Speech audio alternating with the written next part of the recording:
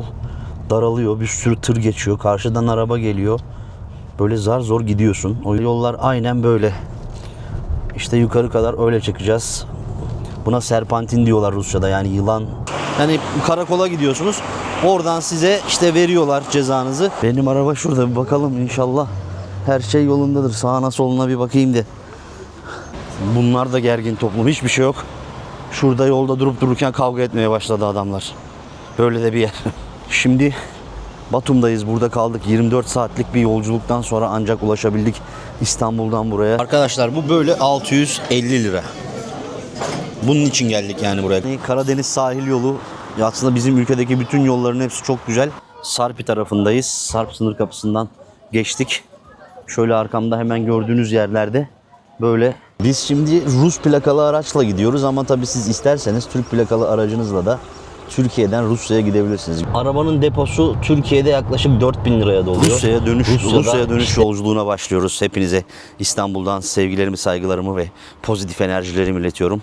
Birazdan yola çıkacağız. İlk önce ilk hedefimiz Batum, tabii İstanbul'dan yola çıkıp Türkiye'nin bir diğer ucuna kadar gideceğiz. Yaklaşık bir 1300 kilometrelik yolumuz var. Bütün valizlerimiz, alışverişlerimiz, her şeylerimiz. Tabii Türkiye'ye gelince bir sürü de alışveriş yaptık. Yola çıkıyoruz bakalım. Şas. Timur birazcık duygusallaştı, ağladı, gitmek istemiyor. İstemiyorsun değil mi? Anladım ama gitmemiz lazım. Gitmeyelim. Hadi biraz gidelim ya. Hadi yola çıkıyoruz. Bismillah.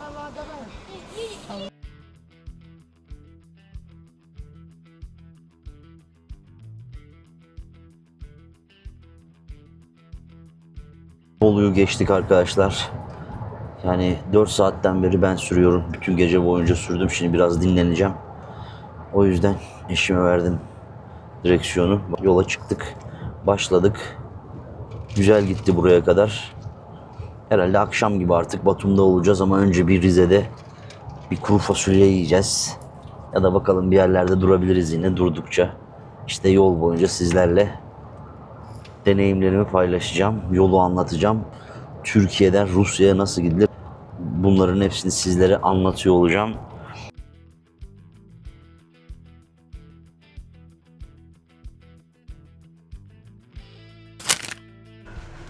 Yeniden selamlar hepinize. Yola başladığımızdan beri yaklaşık bir depo benzin aldık. Şu an Çorum'a yaklaşmak üzereyiz.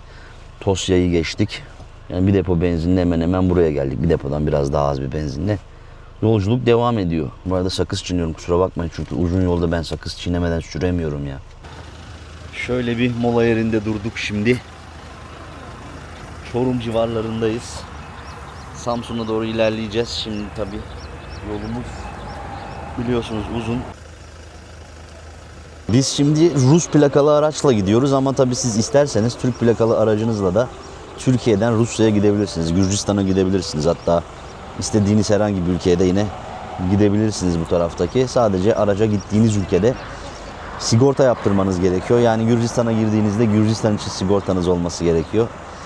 İşte Rusya'ya gittiğinizde Rusya için sigortanız olması gerekiyor ki bunları her gittiğiniz ülkede yaptırırsanız polisler durdurduğunda daha kolay kabul ediyorlar. Yani kendi ülkelerinin sigortasını ya da başka bir yerden yaptırdıysanız da yine İngilizcesini bulundurun yanınızda.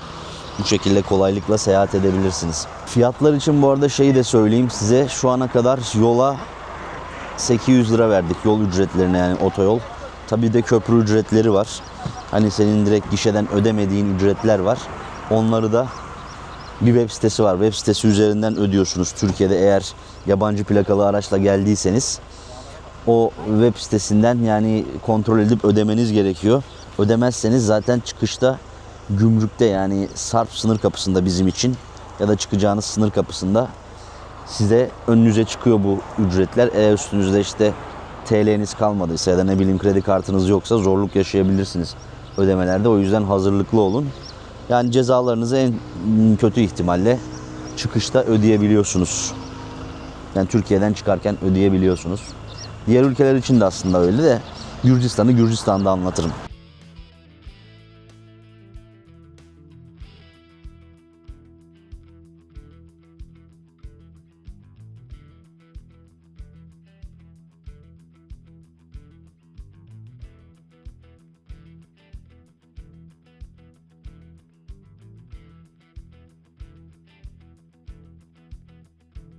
Şimdi Osmancık'tan geçiyoruz arkadaşlar. Size şunu söyleyeyim. Genelde soruyorlar bu soruyu çok fazlasıyla. Yani Rusya'ya geçiş veya işte daha doğrusu Orta Asya'ya geçiş şu an tek Vladikavkaz üzerinden. Yani Daryali sınır kapısından Gürcistan'dan çıkıyorsunuz. Rusya'ya Verkhny Lars kapısından giriyorsunuz bu şekilde. Yani Abhazya üzerinden, Sukhumi üzerinden herhangi bir geçiş yok. Bunu çok soruyorlar. Bilginiz olsun. O yol kapalı. Oradan gidemiyorsunuz. Yani Gürcistan ve Abhazya arasındaki sorunlardan dolayı o yol kapalı. Bilginiz olsun. Şimdi biz yolculuğumuza devam ediyoruz. Sevgili arkadaşlar, Fatsa'ya kadar geldik. Yani Karadeniz sahil yolu. Aslında bizim ülkedeki bütün yolların hepsi çok güzel. Ama belli bir kısmı bayağı pahalı, paralı. Ama Fatsa'ya ulaştık. Güzel. Şimdi önce bir işte Trabzon, Rize, ardından da artık Batum'a doğru gitmeyi planlıyoruz. Ben tabi araba sürdüğüm için çok çekemiyorum. O yüzden böyle idare ediyoruz şimdilik ama tabi Batum'da duracağız. Batum'u göstereceğim size. Timur yine kaptı bir şey.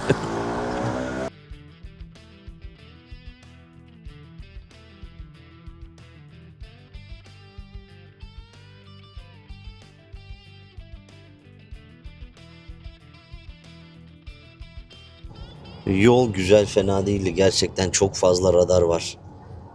Çok yani duruyorsun. Öyle gidiyorsun. Biraz zor bir yol. Neyse yavaş yavaş ilerliyoruz yani. Bu akşam inşallah Gürcistan'a geçeceğiz artık. Batum'da bir konaklayacağız. Çünkü İstanbul'dan bu tarafa doğru şu an kaç saat oldu? 14 saattir yoldayız. Bir 5 saatimiz daha olsa 18-19 saat sürmüş olacağız. Şimdi Giresun'dayız arkadaşlar.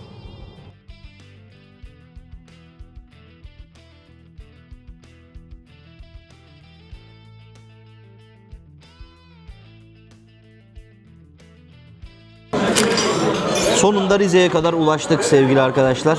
Burada çok güzel bir restoran var. Kuru fasulye ve kavurma yapıyor. Rize kavurması ve tabi burada zaten Rize'nin en önemli yemeklerinden bir tanesi. Rize kuru fasulyesi ünlü. Ondan yemeye geldik. Her buradan geçerken de yiyoruz aslında. Yemeklerimizi söyleyelim. Yola devam edeceğiz. Bu arada Batum'a da 2 saatimiz kaldı. Yaklaşık 15 saattir, 16 saattir yoldayız. Ancak varabildik yani Rize'ye. Her yerde trafik, hız sınırları falan derken ancak geliyorsun. Yani ortalama 75 kilometre hızla 1300 kilometreyi bitirmeye çalışıyoruz. Öyle bir durum söz konusu. Sadece İstanbul'dan çıkarken Kuzey Anadolu otoyolunda birazcık böyle hız yapabildik. O kadar. Başka da bir şey yapamadık. Yavaş geliyoruz yani.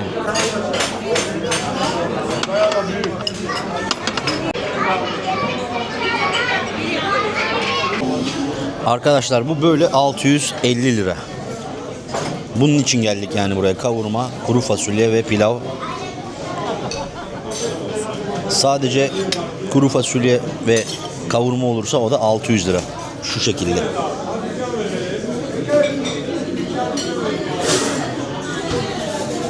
Yemeğimizi yedik, içtik Allah'a şükür. Şimdi yola çıkacağız Batum için ve burası şu arkamda gördüğünüz yer Lale Restoran. Çayeli'nde gelirseniz yolunuz düşerse buralara kesin uğrayın. Efsane kavurması ve kuru fasulyesi var. Tavsiyedir tabii ki. Bilginiz olsun. Fiyatlar da toplam işte 4 kişi için 3000 lira ödedik diyebiliriz. Normal gibi yani. Yeniden Gürcistan'dayız. Sarpi tarafındayız. Sarp sınır kapısından geçtik. Şöyle arkamda hemen gördüğünüz yerlerde böyle sigorta yapan yerler ve para bozdurabileceğiniz yerler var. Şimdi uzun bir yolculuğun ardından yaklaşık 20 saatlik bir sürüşün ardından buraya geldik ve burada yolcular başka bir yerden, yani yolcuların geçtiği yerden pasaportla geçiyorlar ve araç sahibi, aracın yani üstüne olan kişi ise arabayla birlikte aşağıdan araçların kontrol edildiği bölümden geçiyor ve bizim bir tane HGS ödenmemişti. Daha doğrusu sisteme düşmemiş. Aslında hepsini ödemiştik. Fakat bugün kullandığımız bir HGS sisteme düşmemiş. O yüzden eşimi biraz beklettiler orada. Yani buraya gelirken yanınızda her zaman Türk lirası bulundurun. Üstünde de Türk lirası yoktu. Dolayısıyla biraz bekledi, yani stres de oldu. Bilginiz olsun, gelirseniz. Yani siz ödeseniz dahi sisteme hemen düşemeyebiliyor bu cezalar veya işte köprü geçişleri falan. O yüzden biraz beklemek zorunda kaldık. Ama çok şükür şu an Sarpi tarafındayız. Gürcistan'a geçtik. Otelimize de yerleşirsek bugün her şey yolunda olmuş olacak. Oteli de tuttum ama otelde artık burada değişik, bakalım nasıl olacak. Şu anda 1 dolar 2.55 lari, euro 2.90 lari, Türk lirası da 0.05. Bu şekilde bozdurabilirsiniz, yani Türk lirasında bozdurabiliyorsunuz buradan. 0.50'ymiş, pardon, özür diliyorum. Burada davayçı. Timur. Gel. Arabamız geldi sonunda. Çıkabildik Timur. Evet. Geçmiş olsun.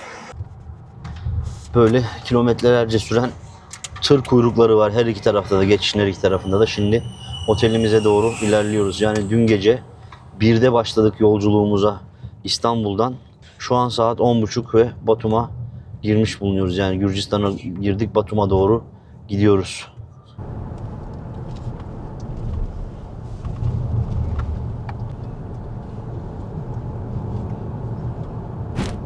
Hepinize günaydın arkadaşlar.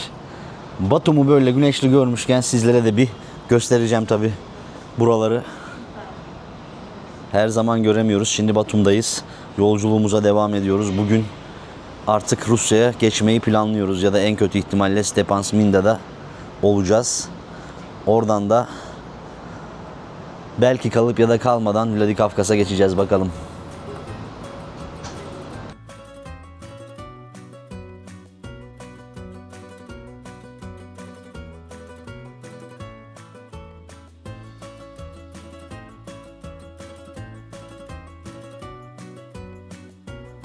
Batum'dan yeni bir günden hepinize yeniden günaydınlar, sevgiler, selamlar. Şimdi Batum'dayız, burada kaldık. 24 saatlik bir yolculuktan sonra ancak ulaşabildik İstanbul'dan buraya. İşte trafikler, radarlar falan derken ancak gelebildik. Burada kaldık, yani bayağı yorulduk çünkü. Çocuk da olduğu için kaldık burada bir gece. Şimdi yolumuza devam edeceğiz. Her şey normal giderse bugün Stepantsminda, yani Gürcistan'ın sınır öncesindeki son kasabasına varacağız. Niye? Orada da kalırız. Neden orada kalacağımızı da şöyle söyleyeyim size. Çünkü sınırına her saat geçemiyorsunuz. Bayağı beklemek gerekebiliyor sınırda. Biz sabah böyle çok erkene denk getirip 6 gibi veya 5 gibi ona denk getirip o şekilde geçiyoruz ki bir şey olmasın, yani bekleme olmasın diye. O sebeple kalıyoruz bu yerlerde ve tabi içerikte olması açısından biraz böyle yolculuk ediyoruz. Yani yaklaşık 2 gece 3 günde gidiyoruz Türkiye'den, İstanbul'dan Krasnodar'a. Batum'da tabi yaz olması sebebiyle gayet hareketli insanlar var. Denize gidiyorlar çoğusu. Denizden gelen giden hepsi birbirine girmiş ve burada eğer gelirseniz bilginiz olsun, inanılmaz derecede bir şey var burada. Park problemi var. Yani aracınızı park etmek çok zor oluyor. Şimdi biz mesela bu otellerden, bu yine büyük gökdelenlerden bir tanesinde kaldık sahile yakın. Ama aracı yaklaşık 1 kilometre içeriye park ettik. Yani düşünün nasıl bir park problemi olduğunu. Batum'da yani yazları gerçekten özellikle Haziran, Temmuz, Ağustos'ta acayip tercih ediliyor yaz tatilleri için. Onun dışında da zaten kendine has başka turizmleri var. Bunlar da gergin toplum. Hiçbir şey yok. Şurada yolda durup dururken kavga etmeye başladı adamlar. Böyle de bir yer.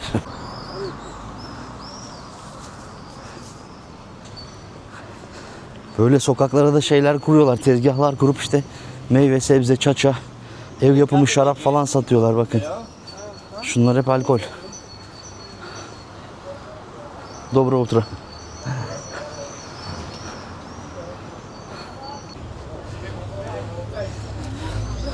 Benim araba şurada, bir bakalım inşallah her şey yolundadır. Sağına soluna bir bakayım de.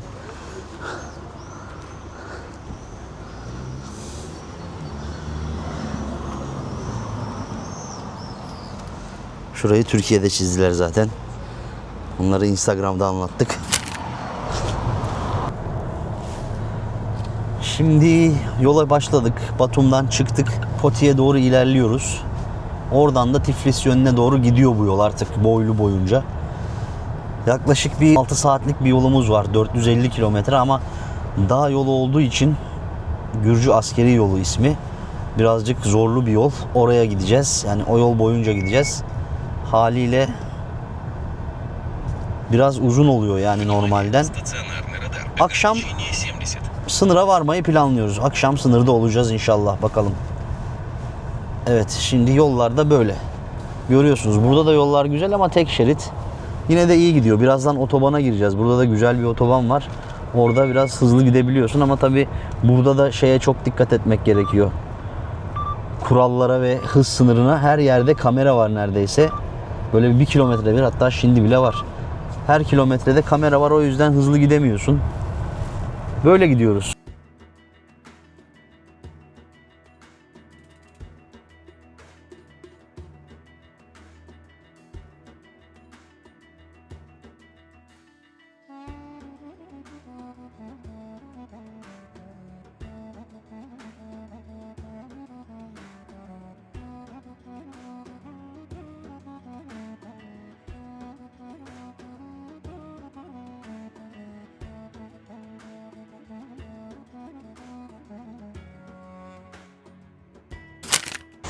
Şimdi Gürcü Askeri Yolu'na girmeden önce bir mola verdik.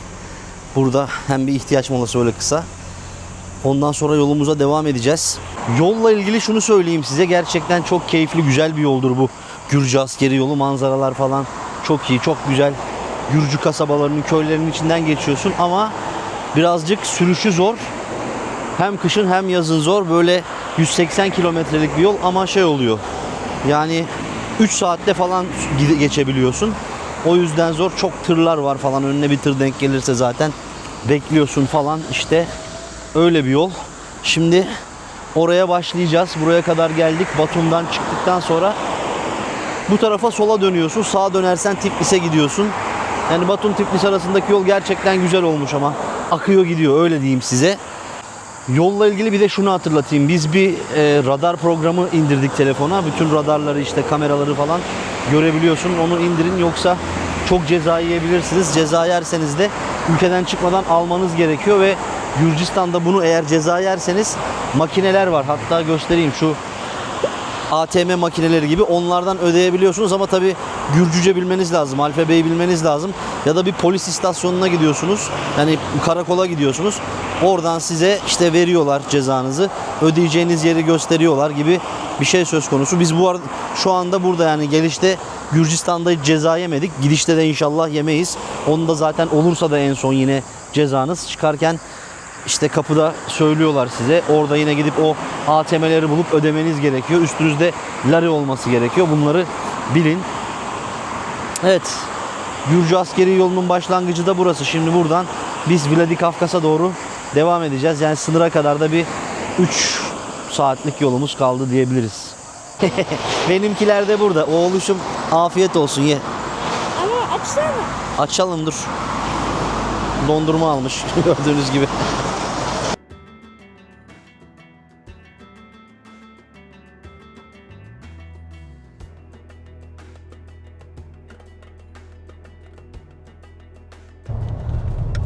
Yolculuğumuza tekrardan başladık. Şimdi Stepantsminda'ya doğru gidiyoruz. Gürcü Askeri Yolu üzerinden. Bu yolla ilgili tabii size zaten söyledim. Tehlikeli bir yol ama keyifli de bir yol. Manzaraları falan görüyorsunuz zaten. Çok güzel. Bu yolun ismi Daryal Geçidiymiş eskiden. Sonra Sovyetler Birliği zamanında buraya işte Gürcü Askeri Yolu ismini vermişler. Herhalde askeri amaçlı kullanıldığı için bu şekle getirmişler. Tabii az önce de söyledim, 180 kilometrelik bir yol ama ortalama hızınız yaklaşık 60 falan oluyor burada. O yüzden de 3 saatte bitiriyorsunuz gibi bir şey.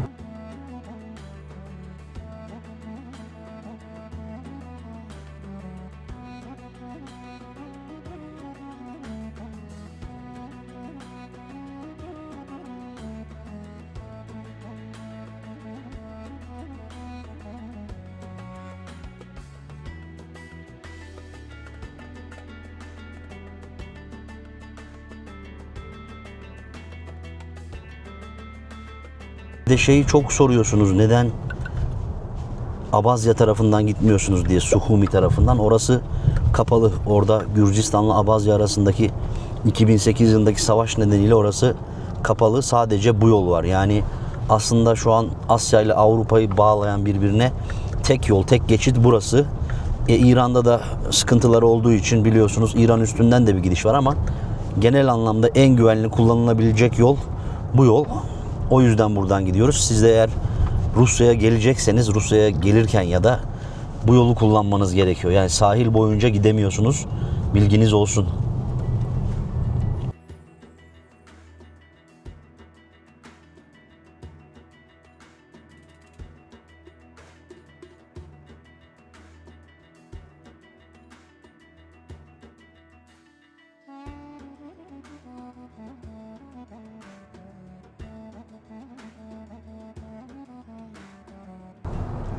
Yollar böyle işte. Şu dağlara doğru yukarı doğru çıkacağız. Gerçekten de böyle serpantin, yılan gibi yollar. Çok fazla dönemeçli yollar var. Orayı geçiyorsunuz. Biz de yarıladık yolu. Bir 60 kilometremiz kaldı otelimize. Ondan sonra dinlenmeye karar verdik artık. Bakın arkadaşlar yollar aynen böyle. İşte yukarı kadar öyle çıkacağız. Buna serpantin diyorlar Rusça'da. Yani yılan anlamına geliyor. Yılan gibi yollar. Hadi bakalım Allah kolaylık versin.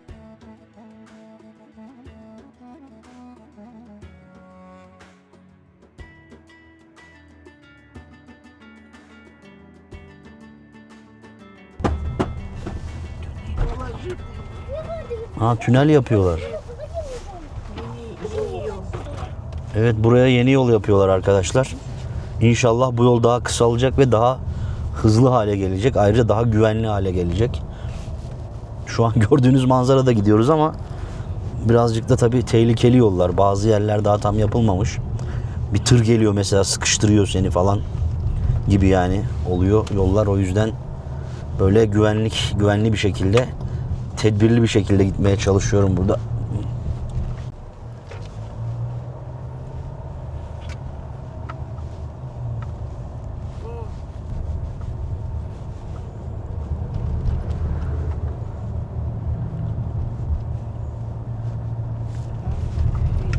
İşte böyle arkadaşlar, yol daralıyor. Bir sürü tır geçiyor. Karşıdan araba geliyor.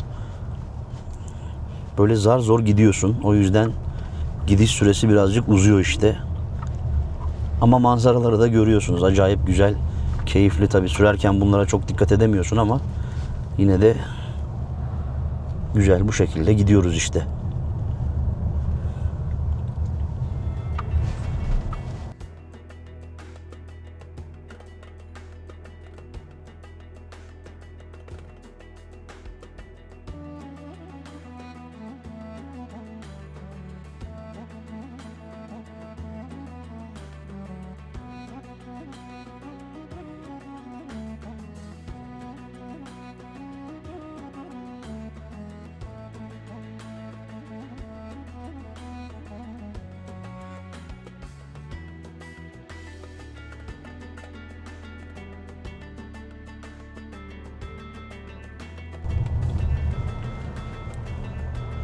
Şu dönüşler birazcık sıkıntılı oluyor arkadaşlar. Tam sağa dönüş ya da tam sola dönüş var burada. O yüzden aynen böyle gördüğünüz gibi bir tırla ucu ucuna geçiyorsun yani.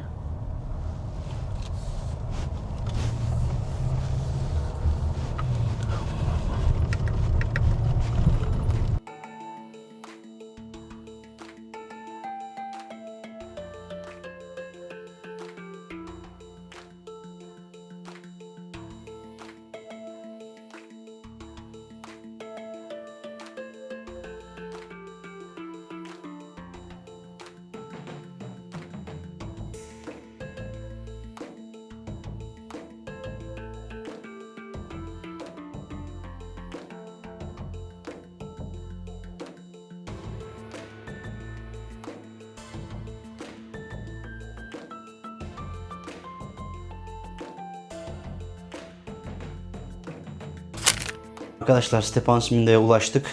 Otelimize yerleştik. Tabi saat 9 oldu. Ancak gelebildik. Burada bir gece kalacağız. Sabah erkenden de hemen yola çıkıp Rusya'ya geçeceğiz. Çünkü sabah saatlerinde daha uygun oluyor geçmek. Yani çok sıra beklemiyorsunuz. O yüzden böyle yaptık. Nasıl bir otel tuttuk onu da göstereyim. Gelirseniz de böyle bir otelde kalabilirsiniz Kazbey'inde. Burası Stepantsminda, yani Gürcistan'ın Rusya'ya geçmeden önceki son kasabası. Eski ismi de Kazbey. Odamız böyle.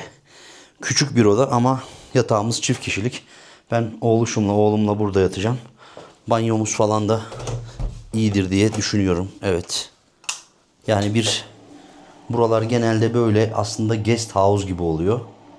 Fena değil, temiz.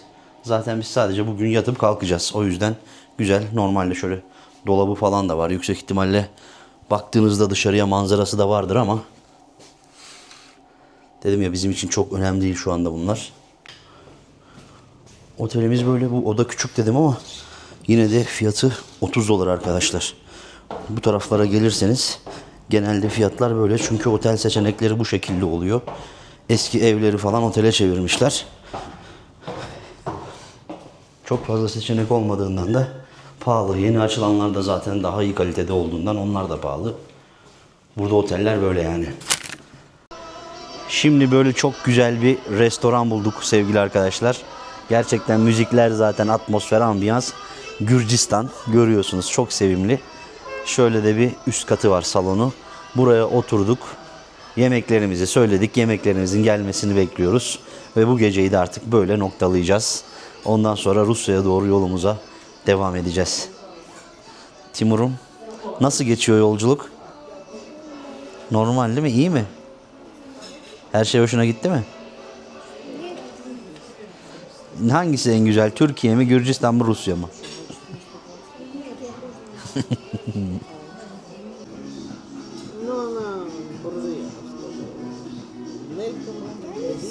Ben bir de şöyle bir kuzu söyledim. Kuzu eti. Evet, bu şekilde salata ve kuzu etiyle akşam yemeğimizi de tamamlayacağız.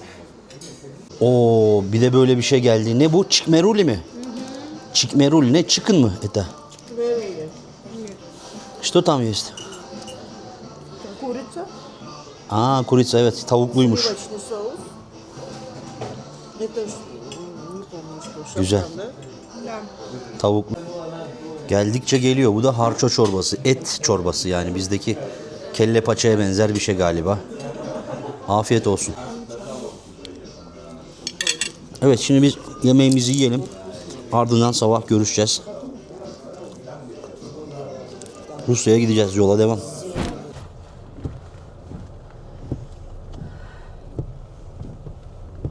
Так, нам сейчас куда? Вниз. Вниз. Налево.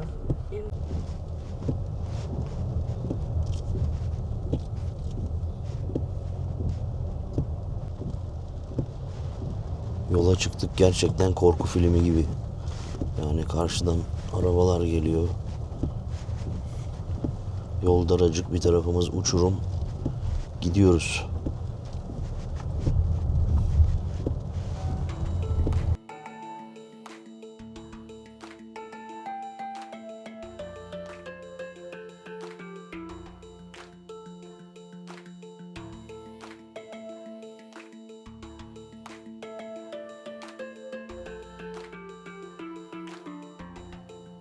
Herkese yeni bir günden günaydın sevgili arkadaşlar. Şimdi Daryal kapısına geldik. Gürcistan'ın Daryali sınır kapısına geldik ve buradan artık Rusya'ya geçmek üzere yolumuza devam ediyoruz. Zorlu yolları atlattık tabi. Bakalım, şimdi Rusya'ya gireceğiz. Pasaport kontrolünden geçeceğiz, o yüzden kameramı kapatıyorum. Bu tarafı geçtik sevgili arkadaşlar. Şimdi evet, 15 dakika falan sürdü toplam işlemimiz. Rusya tarafına doğru yola çıkıyoruz. Allah. Tam Gürcistan'da yağmur görmedik derken ve yine yağmur gördük. Stepantsminda da yağmur gördük. Gördüğünüz gibi yola çıktık. Şimdi Gürcistan tarafını geçtik. Toplam işlemimiz yani burada 15 dakika falan sürdü. Aracın ve bizim yolcuların kontrol edilmesi. Şimdi Rusya sınırına gidiyoruz. Orada işlemler biraz daha uzun sürebiliyor. Daha detaylı kontrol edebiliyorlar. Bakalım nasıl olacak, hepsini anlatacağım size. Bu arada hiç şeyi söylememişim. Onu da yeni fark ettim. Daha önceki videolarımda da söylememişim. Gürcistan bizden bir saat ileride. Rusya'dan da bir saat ileride.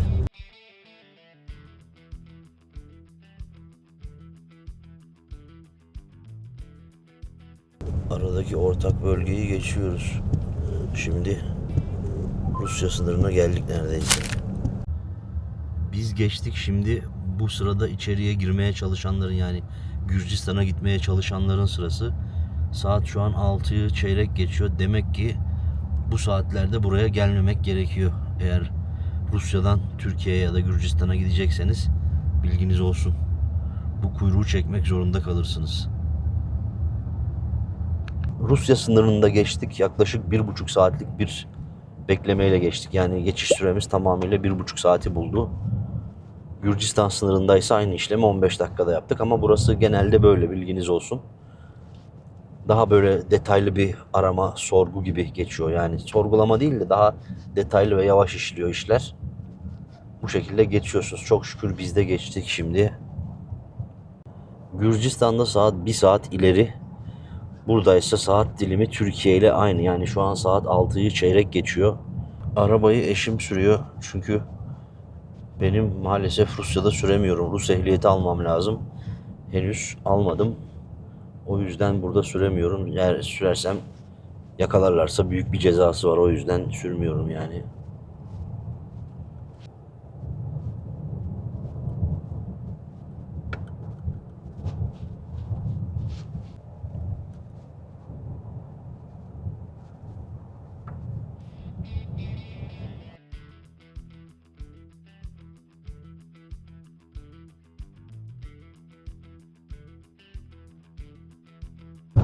Rusya'ya girdikten sonra da bayağı bir yol aldık. Şimdi Mineral Nivodu'yu geçtik. Maykop'a doğru ilerliyoruz.